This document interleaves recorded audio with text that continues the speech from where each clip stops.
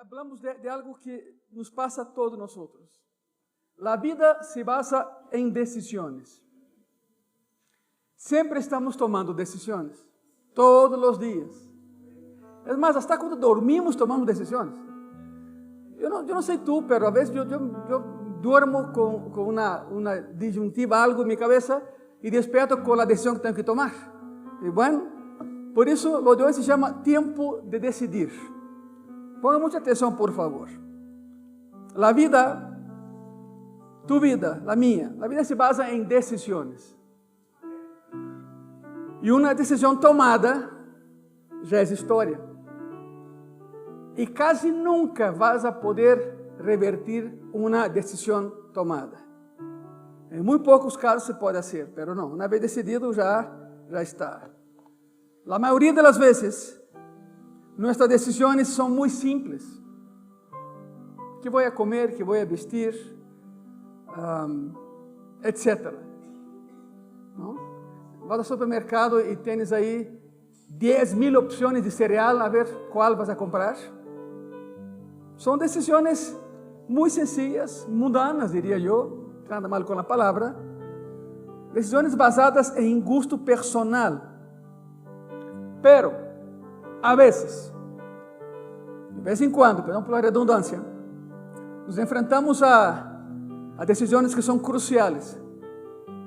Decisões que marcam vidas. A minha, por exemplo, quando Deus me chamou a seu serviço, aí foi a loucura. Para mim, para minha família, para meus amigos, bueno, já. Decisões cruciais. Decisões de, me vou cambiar de país, verdade? Mi vecino de Colômbia. Me vou cambiar de país, me vou cambiar de hemisfério, de cultura, de gastronomia. Não crê que é fácil. Para ti foi fácil? Não. Não. Mas uma vez que se toma a decisão, não há volta atrás. Minha família quer que vayamos a Brasil outra vez, não? E eu estou nesse, não conflito, mas nesses pensamentos, porque a última vez que fui, foi por meu papá. Já não está meu papá. Pastor, não há nada, sim, está meu irmão, minha irmã, meus primos, minhas primas, meus tios, mas já não está meu papá, meu melhor amigo.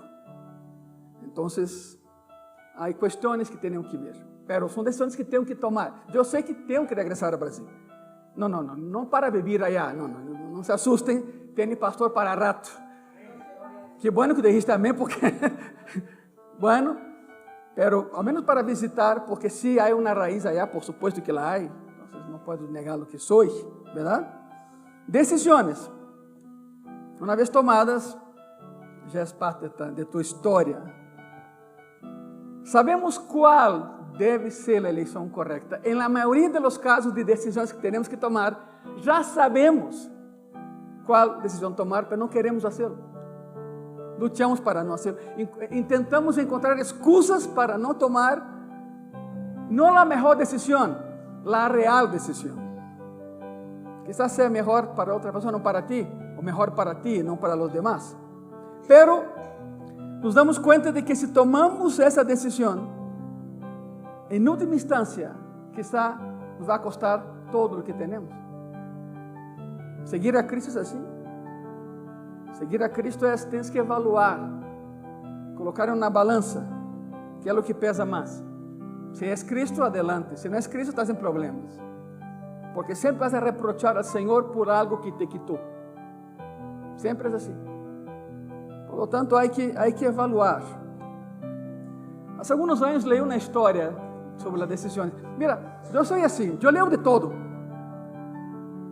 E quando eu sei que isso pode que eu use no futuro, guardo aqui em meu disco duro, que todavia funciona, não sei, não? Está bem? Por isso são histórias que eu rescato. Essa é uma. Eu leio essa coisa há muito tempo e pensei, algum dia a vou usar. E mira, tenho que escrever porque se escrevo guardo, se não escrevo se vai. Hace anos, um jovem estava compartilhando sobre uma decisão que tuvo que tomar na secundária. Queria desesperadamente ser parte de uma obra de teatro que estavam armando, estavam formando uma obra de teatro, um grupo de teatro. E de hecho, conseguiu o papel, é um papel protagônico nessa obra. Estava contente e feliz o jovem. O jovem é Andrew Garfield. Sabe quem é Andrew Garfield? Spider-Man. É ele. É ele. Pelo que, o que te vou dizer te vai assustar, em bom sentido. Luego, Andrew descobriu que suas linhas incluíam palavrotas. Pero ele queria desesperadamente o papel. E tinha medo de lo que poderia suceder se tomava a decisão que sabia que tinha que tomar, ser fiel a Deus. E não dizer uma sola palavrota, aunque o guión exigía isso. Solução: cambiou todo. O muchacho é um gênio. Cambiou todo o que tinha que falar e se atreveu. Tomou a decisão de ser fiel a Deus. Não a la obra, não ao guión. Cambiou as linhas. Estava consciente de que isto poderia enfurecer al diretor e seria su debut e despedida da obra. Para sorpresa, o diretor ni siquiera se deu conta de lo que havia hecho.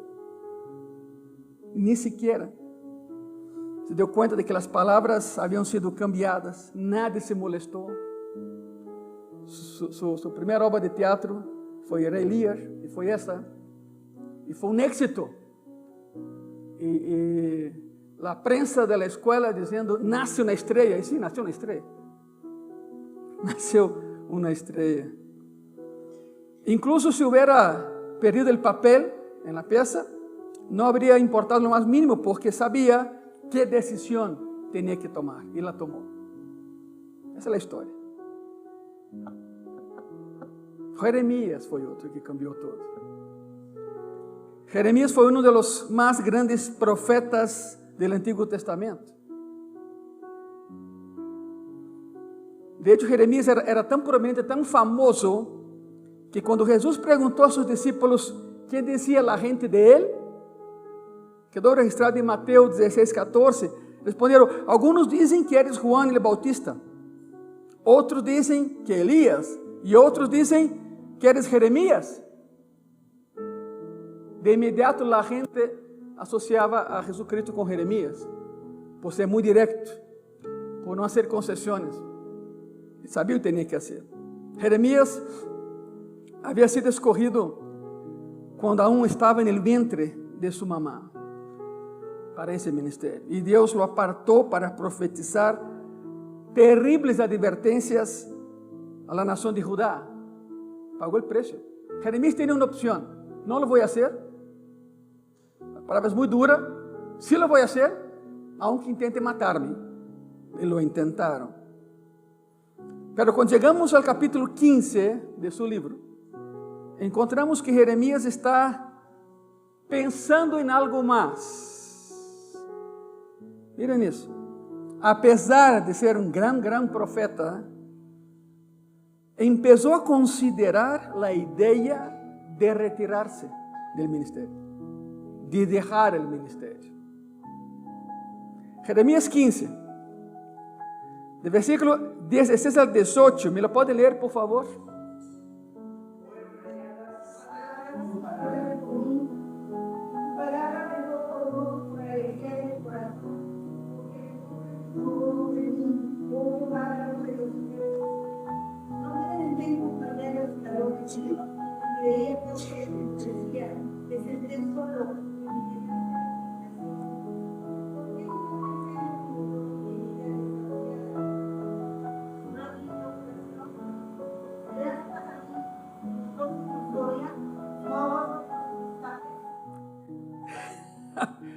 Vou aterrizar isso ao espanhol.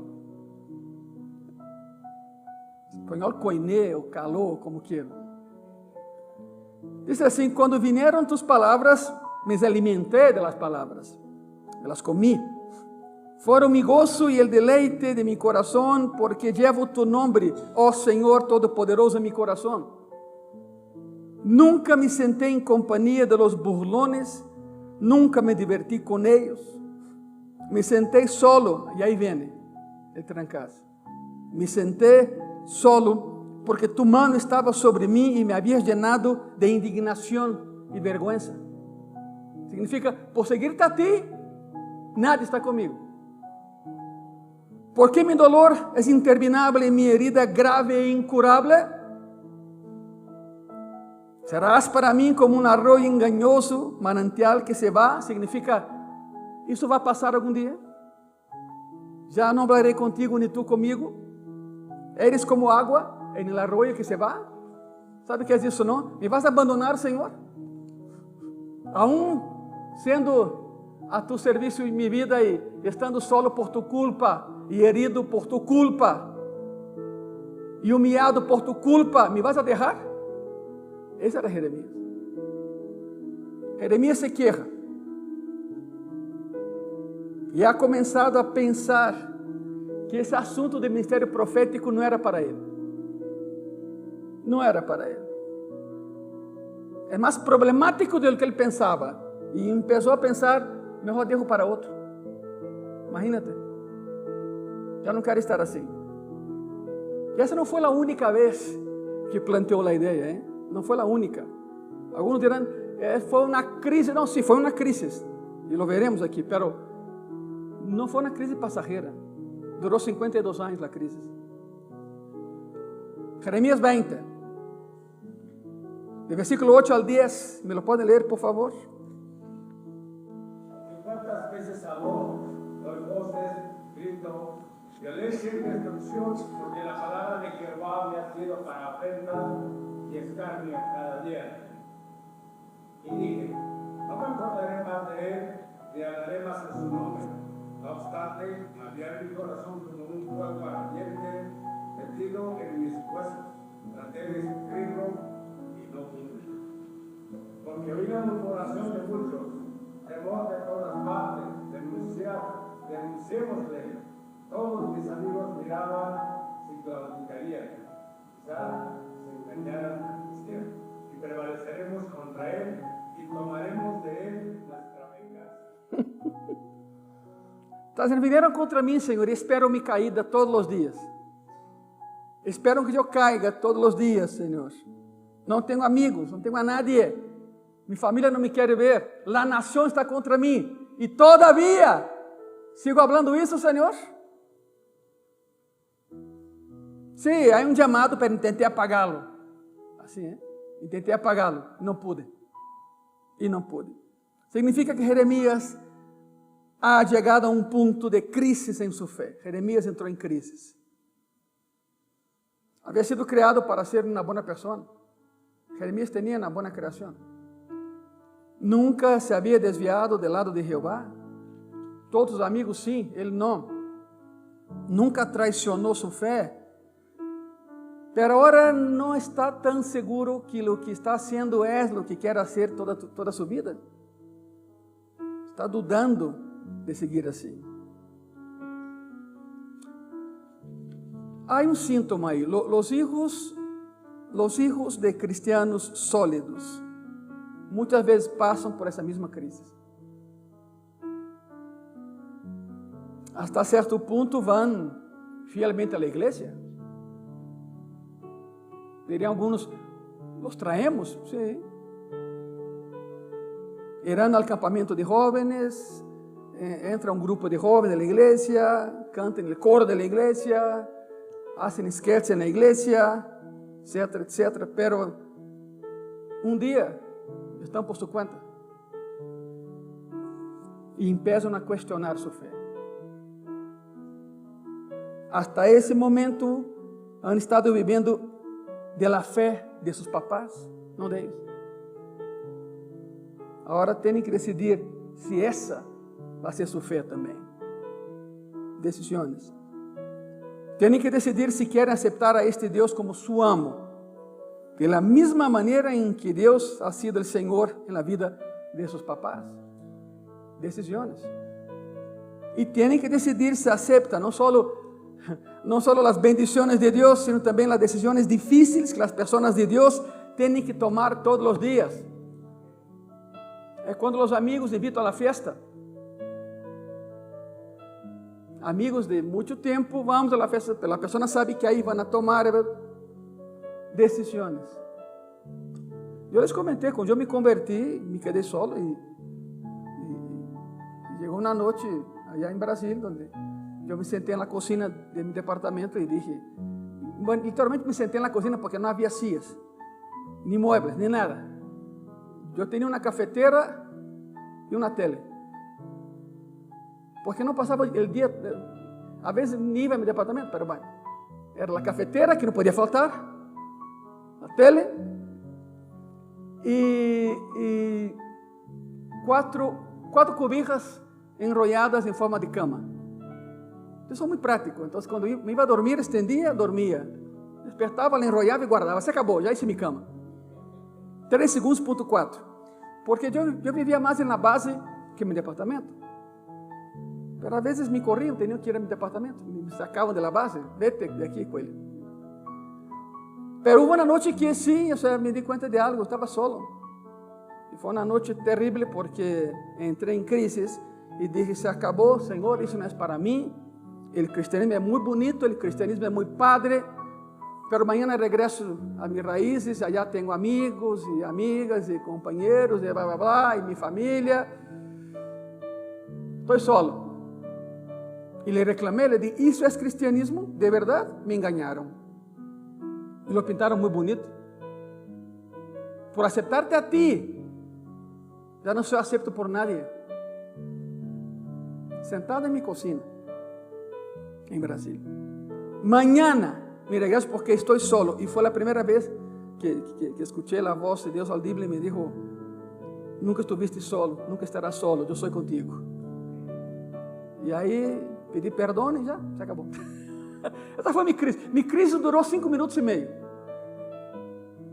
Uma vez que escute a voz de Deus, já se acabou isso. Pero aún assim, para Jeremias era muito, muito difícil. A nação queria matá-lo. Já não lo soportavam. Crises. Aí é onde Jeremias está nesse momento.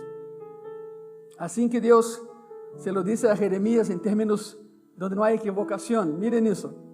Jeremías 15, de versículo 19 al 21. ¿Me lo pueden leer, por favor? Por tanto, así dijo Jehová, si te convirtieres, yo te restauraré, y delante de mí estarás, y si entresacares lo precioso de Rubí, serás como mi boca. Conviértanse ellos a ti, y tú no te conviertas a ellos. Y te pondré en este pueblo por muro fortificado de bronce, y pelearán contra ti, pero no te vencerán, porque yo estoy contigo para guardarte y para defenderte, dice Jehová. Y te libraré de la mano de los malos, y te redimiré de la mano de los malos. ¿Cuántos dicen amén a eso? O sea, es increíble. Jeremías, Israel es mío, soy su dueño, tú eres mío. Te voy a cuidar, te voy a levantar. Lo que tú hables va a suceder. De tu boca no saldrán palabras, saldrá fuego, Jeremías. Lo que el pasaje dice es, haz una elección, Jeremías, decídete. Casi deja de llorar y decide. Has estado jugando con el rescate de tu fe. Has empezado a temer a tus perseguidores. ¿Te has sentido tentado a retirarse de profetizar debido a la oposición? ¿Has tenido la tentación de cambiar el mensaje para que no sea tan ofensivo? Arrepiéntete, Jeremías. Miren eso, ¿eh? No ellos, tú. Arrepiéntete, Jeremías. Y haré de tu vida una fuerza tan poderosa que los hombres recordarán tu nombre por los siglos que vienen. Siglos y siglos y siglos. E não importa quem lute contra ti, eu te rescataré e te salvaré. Pero tienes que tomar uma decisão, Jeremias. No puedes vivir una fe a medias. Conmigo es todo o nada, Jeremías. Por tanto, espero tu decisión. Es lo que dice el pasaje. Espero tu decisión. Jesús le dijo lo mismo a los discípulos. Otras palabras, pero el contenido es lo mismo. Mateo 10, del versículo 37 al 39. ¿Me lo pueden leer, por favor? Llama a madre o madre más que a ti, no es digno de mí. Llama a hijo o hija más que a ti, no es digno de mí. Y el que toma su cruz, El que no toma, el que no toma su cruz, sigue por mí, no es digno de mí. El que haya su vida la perderá, y el que pierda su vida por causa de mí la perderá. Es increíble, ¿no? Y dijo a sus discípulos, ¿me quieren seguir? Ok. ¿Quieren estar conmigo? Fantástico. Toma una decisión porque la elección se vuelve más difícil cuando te enfrentas al conflicto y oposición. Y cada decisión que tomes a favor de Cristo, prepárate, porque el mar se va a agitar. Alguien se va a levantar. ¿Se acuerda cuando Jesús dijo, es necesario que yo pase del otro lado, mar de Galilea? ¿Qué había del otro lado? No había ninguna ciudad. Hoy hay, pero estos 2000 años no había nada, pero había alguien. Había un jovencito endemoniado por una legión, que son 6,000 demonios. Una legión son 6,000. ¿Alguna vez has visto a alguien con 6,000 demonios? Yo nunca. Si con uno ya es terrible, con 6,000. Por eso Cristo se acerca, ¿cómo te llamas? Legión. Tomado de la cultura romana. Una legión son 6,000 soldados romanos. Una compañía son 600. Por eso dice la palabra que una compañía subió a arrestarlo. 600 soldados romanos de la Torre Antonia fueron a arrestar a Cristo. Esa es una compañía. Legión son 6,000. Por eso él dijo, es necesario que pasemos del otro lado. Entonces los discípulos dijeron, no hay nada allá. Claro, no sabían. ¿Se acuerdan lo que fue lo que pasó en el mar? Una tempestad se levantó, sobrenatural. Es esto. Cada vez que tú digas, es necesario, porque Cristo me ha dicho que pasa allá, prepárate porque alguien se va a levantar en contra de ti, para intentar impedirte llegar del otro lado, a la otra orilla. Siempre ha sido así. La única manera en que no te metas en problemas es no haciendo nada, pero no es opción. Tenemos que hacer algo, aunque el mundo se volque contra de nosotros. Pero Él está con nosotros, así como estaba con Jeremías. Las palabras son para nosotros también. Haz una decisión, Jeremías. Toma tu decisión, Jeremías. Juan 12, miren eso. Juan 12, versículo 42, 43. ¿Me lo puede leer, por favor? Con todo eso, aún de los gobernantes muchos creyeron en él, pero a causa de los fariseos no lo confesaban, para no ser expulsados de la sinagoga, porque amaban más la gloria de los hombres que la gloria de Dios.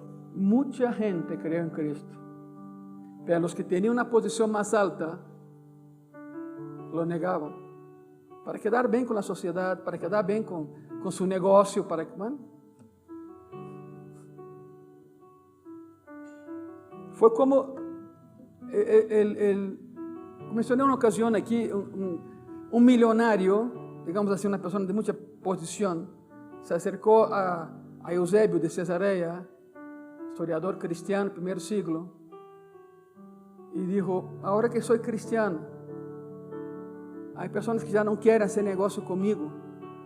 ¿Cómo debo vivir así? ¿Cómo debo vivir así? Eusebio dijo, ¿debes? Como diciendo, ¿estás seguro que vives negando a Cristo? Decisões que há que tomar.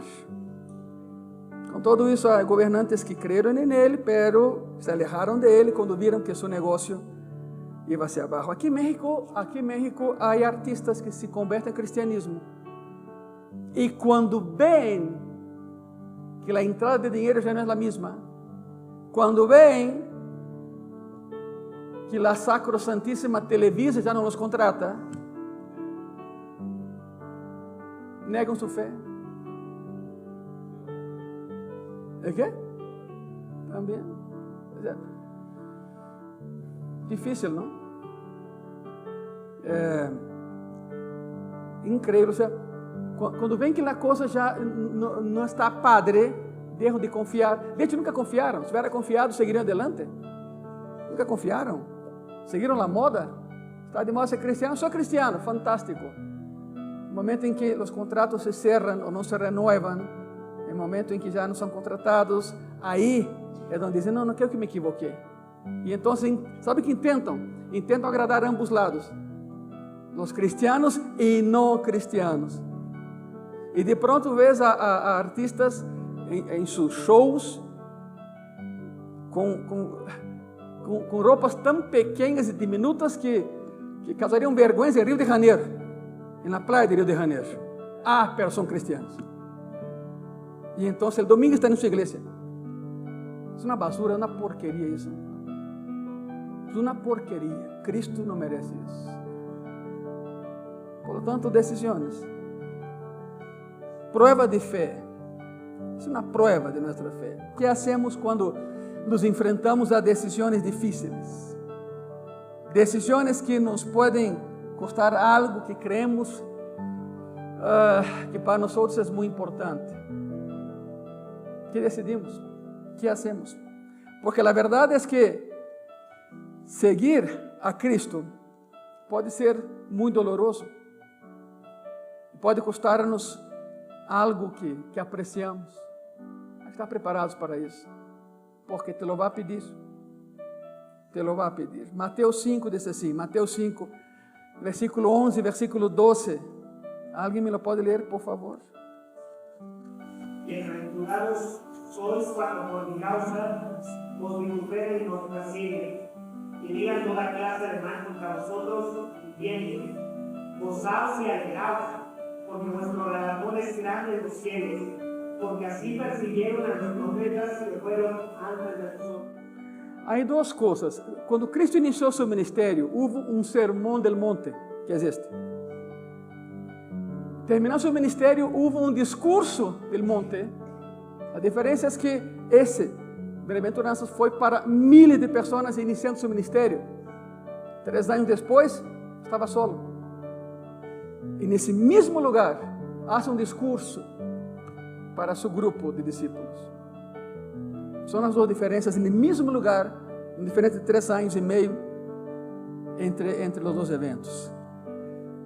1 de Pedro, por favor, 1 de Pedro, capítulo 4, versículo 12 e versículo 13. ¿Me lo podem ler? Amados, no os sorprendáis del fuego de prueba que nos ha sobrevenido. O sea, alguna cosa extraña os aconteciese, sino gozaos por cuanto sois partícipes de los padecimientos de Cristo, para que también en la revelación de su gloria os gocéis gran alegría. Há uma verdade, mira, se tomamos em sério nossa fé, tarde ou temprano, nos enfrentaremos à oposição e teremos que decidir. Preparem-se, quizás já tenha passado, passará outra vez, quizás nunca tenha sucedido, sucederá. Preparem-se. De vez em quando te encontrarás a cristianos que aún não se han dado conta dessa verdade. Han tomado uma decisão, pero sua decisão não foi a correta, não foi por Deus. Sendo cristianos, sua decisão foi por eles mesmos, sua comodidade, fama, dinheiro, o que seja. Se querem congregar, sempre e quando não lhes cueste nada. ¿Sabe por que as igrejas neopentecostais estão llenas? Porque vendem evangelho barato. Light. A sangre nunca é mencionada, a cruz nem está. Não passa nada. Deus te ama assim como estás. Sabe que, pastores, que eu tomo, eu me drogo, não passa nada. Isso é a largo prazo, não te preocupes. Uau! E por isso as pessoas que não querem deixar de pecar, buscam essas igrejas. Vão a uma reunião e já se sentem no céu. Porque su pastor nunca los confronta com sua realidade. Vai ser triste o dia do arrebatamento da igreja. Porque esses pastores e sua congregação se vão a quedar. Tristemente. Tristemente. Porque han vendido um evangelho comercial, onde todo é permitido, onde todo é possível. Não, com Cristo todo é possível, claro, lo sabemos, mas não todo é permitido. No evangelho social, no evangelho light, pessoas que, quando enfrentam a decisão de seguir a Cristo ou seguir a algo, siguen a algo. Pero são cristianos. Esse tipo de pensamento se manifesta quando se enfrentam a la oposição ou quando se ofendem e se vão. Hemos perdido em graça e paz pessoas por isso. Porque no logo há uma cruz. Já les comentei isso. Uma família toda se foi porque, não, pastor, por favor, há uma cruz. Le dije, ok. Dije ao papá da família, não confunda as cruzes com crucifixo. Uma cruz vazia, não um crucifixo. Não, pero é um símbolo, está bem. Se foram por isso. Agora o quê?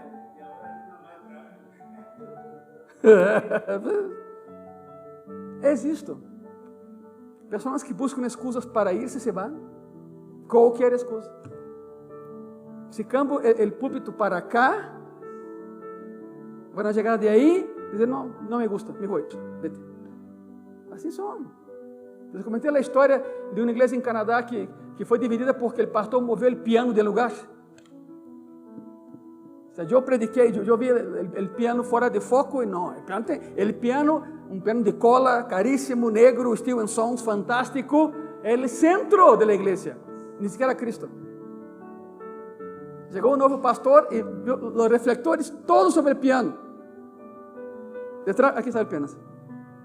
Nem sequer o predicador era allá. Chegou um novo pastor, comete a loucura, o pecado máximo de mover o piano de lugar. Lo mueve. Porque era enorme, ocupava todo o lugar. E aqui havia um espaço. Pero os reflectores estavam aqui, não allá. Então o piano quedou na oscuridade. Se dividiu a igreja. Parece loucura, pero sucedeu. A pessoa quando quer ir, busca razões para ir e se vai. Aunque não seja feliz aí afuera. O orgulho canta mais alto que o sentido comum. Sabendo que têm que regressar, não regressam. Sabendo que têm que congregar, não se congregam. Outra vez, decisões. Alguma vez li a história de um predicador chamado Sangler. Wilton Edward Sangler. A história não é com ele contou a história é essa. Um coro da igreja que cantava em um teatro. A plataforma não era lo suficientemente grande, então alguns dos membros do coro tiveram que estar abaixo, não arriba. Já te imaginarás, não? Isto ofendeu tanto a uma senhora do coro que renunciou ao coro e se foi da igreja. Porque foi uma delas que tiveram que cantar abaixo. Sangster predicou sobre isso e disse: quizá a irmã não conhecia Isaías 53:7, não? Te lo vou ler. Angustiado ele e afligido, não abriu sua boca, como cordeiro foi levado ao matadeiro, e como oveja delante de seus trasquiladores, emudeció e não abriu sua boca. Dijo Sangler, essa irmã não conhece passar. Não há nada de humildade nela. Tomou a decisão de ir-se. Simplesmente porque nesse teatro cantou abaixo, não arriba, não havia luz. Essa senhora não se havia decidido por Cristo. Sua assistência à igreja era pura conveniência, não era fé. não era amor. Se Deus queria sua lealdade, Deus tinha que convencê-la a ser fiel. Se Deus queria sua fidelidade, ela tinha que fazer algo, ou seja, orar, e ele, Cristo, tinha que ganhar a confiança. Essa é a forma de pensar aí afuera. Te das conta de algo? Quando estás com tu carro, abre o semáforo e podes avançar, sempre vem algo que cruza. E essa pessoa nem se imuta, nem te mira. Houve uma vez que alguém, isso, de verdade que Deus é bom comigo. Passou na pessoa, estava ele verde, me mira, agarra seu celular e contesta o celular em frente de mim. Eu falei, Senhor, te lo llevas ou te lo envio? Não disse nada, mas que se me quedou vendo e se foi.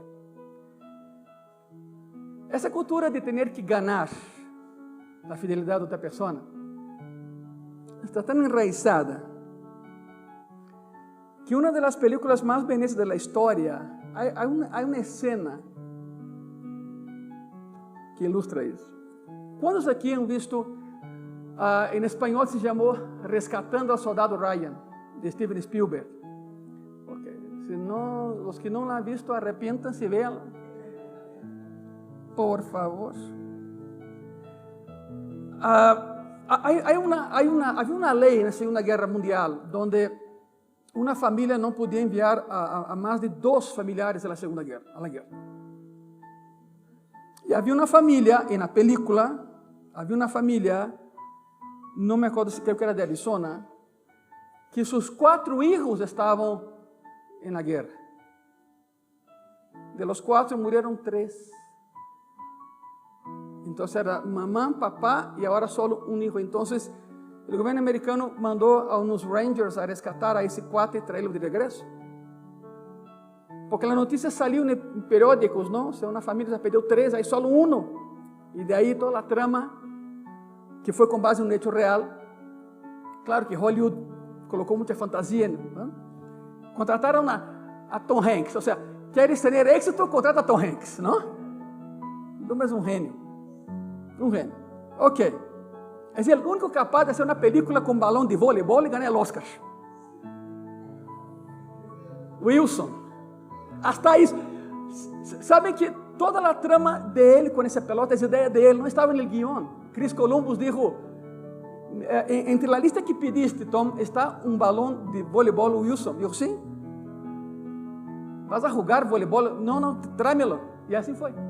E daí, gênio. De aí todo o que sabemos do náufrago, não? Pero bueno, regressemos aqui, por favor. A trama é essencialmente uma família durante a Segunda Guerra Mundial, perdeu a todos seus filhos menos um, então o governo decide enviar uns Rangers do exército, formaram um grupo de élite e entraram a Europa ocupada, tras as linhas inimigas, para trazer de regresso a famoso Ryan, Private Ryan, soldado Ryan. Uma das cenas mais comovedoras da película, a ver, te vou espolhar de uma vez. Se não la viste, cierra tus oídos, porque aí te vai. Porque tem que ser assim, é parte de minha predicação, nem modo, não pode cambiar. Não? E nessa cena, todos no cine choravam, todos. Mas havia um tipo que viu essa película. El cuate não era Tom Hanks, era Tom Allen. Tom Allen era pastor e ex-ranger do exército. Ele sabia do que estava falando. Mientras todos choravam, ele se enfureceu. Sua família não entendeu por quê, mas sabe por quê? A cena é esta. Tom Hanks, o herói, recebe um balaço. Já concluindo a missão. Recebe um balaço. Vai morrer. E quando a gente no cine percebe que Tom Hanks vai morrer, nem sequer é o personagem, é o ator, não? Deram um balaço a Tom Hanks. Forrest Gump e todo o demais, não? Já na memória coletiva, não? Forrest Gump. Então, está morrendo, então agarra o soldado Ryan, lo jala hacia ele e diz: haz por merecer isto. ¿has por merecer esto? Murieron casi todos de su batallón que fueron por él. Entonces agarra y jala. ¿Has por merecer? Eso fue lo que enfureció a Tom Allen y a todos los Rangers de Estados Unidos. ¿Por quê? Tom Allen dijo que mientras todos lloraban, él se enfurecía. Escribió: la razón por la que esto me hizo enojar es porque ningún Ranger diría jamás: gánate esto, haz por merecer esto. ¿Por qué? Porque el lema de los Rangers durante los últimos 200 años no ha sido gánatelo. El lema de los Rangers durante los últimos 200 años ha sido: yo escogí esto. Soy voluntario, doy mi vida por ti. Es el lema de los Rangers. No es haz por merecer esto. Muy padre, muy poético, pero falso. Entonces, cuando el soldado Ryan se agachó y si el personaje de Tom Hanks era de verdad un Ranger, había dicho: yo escogí esto, doy mi vida por ti, ese es mi trabajo, vete, vive. Así son ellos, pero no. La línea es: gánate. Una sencilla línea que generó furor y furia, perdón por la redundancia, en los Rangers y militares de Estados Unidos. Es como si Cristo hubiera subido aquí. Y no es tetelestai. Su frase sería: haz por merecer la cruz. No. No es lo que hagamos o dejamos de hacer, es lo que Él ya hizo clavado en la cruz. ¿Merecemos? Claro que no. Por supuesto que no. Es por su gracia. Entonces, cuando ustedes miran a la cruz y ven a Jesús colgado ahí, ¿qué es lo que escuchan de Él? Seguramente no es: haz por merecer esto, gánatelo. Nunca escucharás a Jesús decir: por favor, esfuérzate y gánate esto. Sé digno de la cruz. No. Él no dice: lo he dado todo por ti, me he sacrificado por ti, ahora por favor haz con que valga la pena la cruz. No. Lo que le dice es: soy voluntario, me ofrecí para rescatarte. No tienes que pagar nada, no tienes que hacer nada, tu deuda está pagada, tu regalo está dado. Vive, porque yo me ofrecí a esto. Cristo foi o primeiro Ranger da história. Foi ele. Vino a desbravar, vino a conquistar e vino a rescatar. Há muitos soldados Ryans que há por aí. Isso é o que Jesus nos disse na cruz, para que podamos conhecer a graça de Deus, só através da cruz. Senão nunca nos acercaríamos ao trono. É o Salvador que vino a rescatar, que vino a pagar o preço, pero tienes que tomar tu decisão de seguirlo ou não. Por isso é chegado o momento que decidamos. Decide se este é o Deus al que vas a seguir. Decide se estás dispuesto a seguirlo incluso quando te enfrentes a la persecución, al ridículo y a la posible pérdida de todo lo que aprecias. Decide. Bueno, perdón, como ves, aquí no es una invitación a que te unas a un deportivo o a un club social.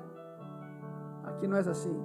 No se trata solo de un buen grupo de personas que se reúnen para darse abrazos, para animarse unos a otros.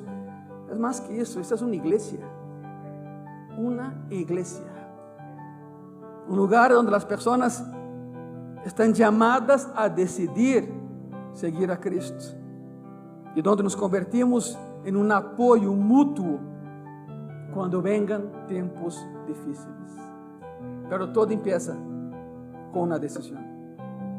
Y una vez que la tomes, ya no hay volta atrás. Si estás aquí en esta noche, es porque ya decidiste. Y si es así, se ponen de pie, por favor, en esta hermosa noche. Cierra tus ojos y piensa en la decisión que tomaste. Yo no sé cuánto tiempo tienes de cristiano, o cristiana, yo no sé.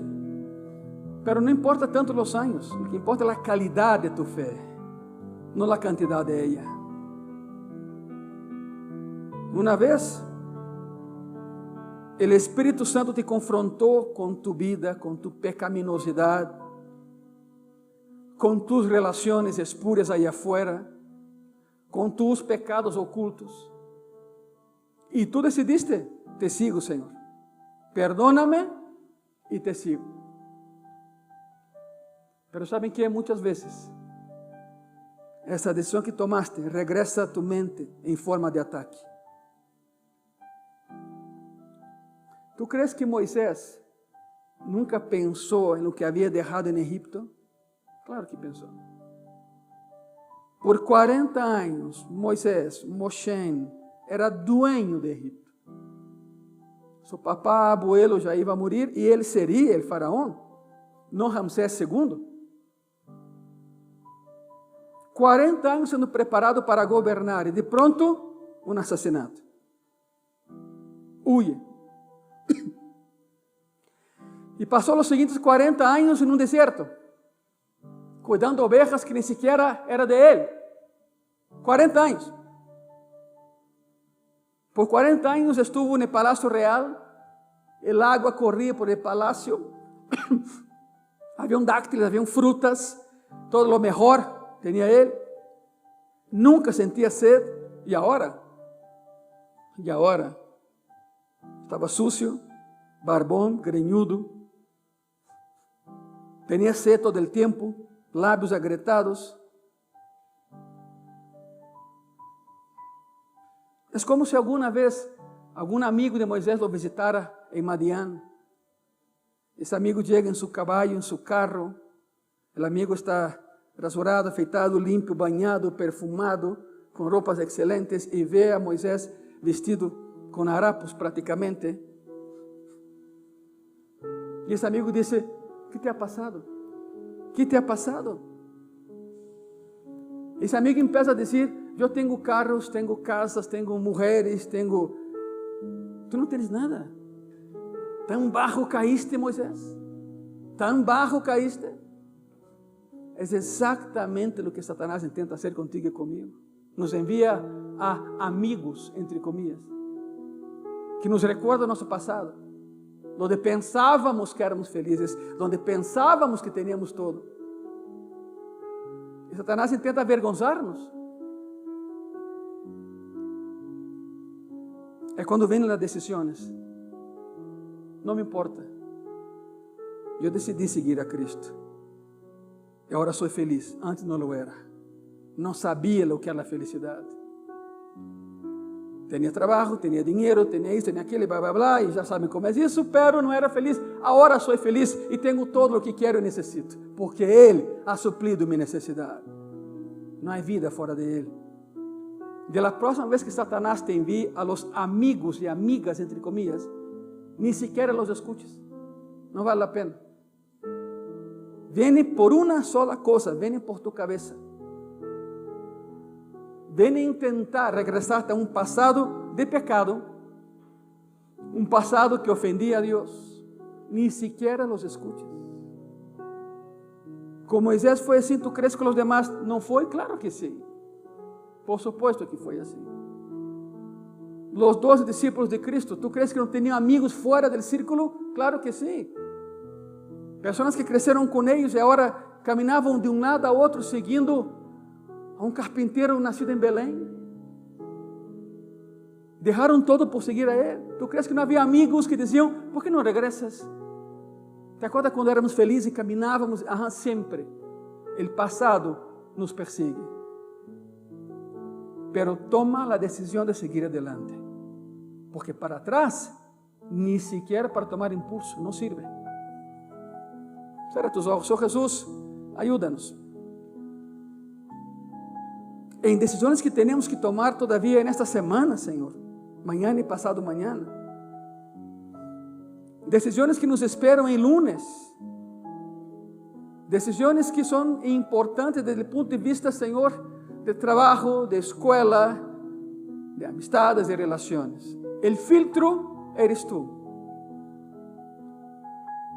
Se a decisão que vamos a tomar, se a decisão que pensamos tomar não está acorde a tu palavra ou a ti, não é a melhor decisão. Aunque nos duela, aunque nos custe trabalho, Senhor, hemos decidido seguir-te, porque não há vida fora de ti. Hoje sabemos como termina a película, porque temos o guión em nossas mãos, se chama Bíblia. Sabemos como termina isso, Senhor, e termina com tu vitória e a nossa. Não permita, Senhor, que cambiemos de decisão. Não permita, Senhor, que o diabo use nosso passado para arrebatar nosso futuro. Pero a decisão é de uno, é nossa decisão. Decidamos bem. Decidamos bem. Aí em tu coração agradece, graças, Senhor. Guía-me em lo que vou fazer, porque estou seguro que se tu me guias, essa será a melhor decisão. Graças. Amém e amém. Dê um aplauso a Cristo nessa hermosa noite, igreja.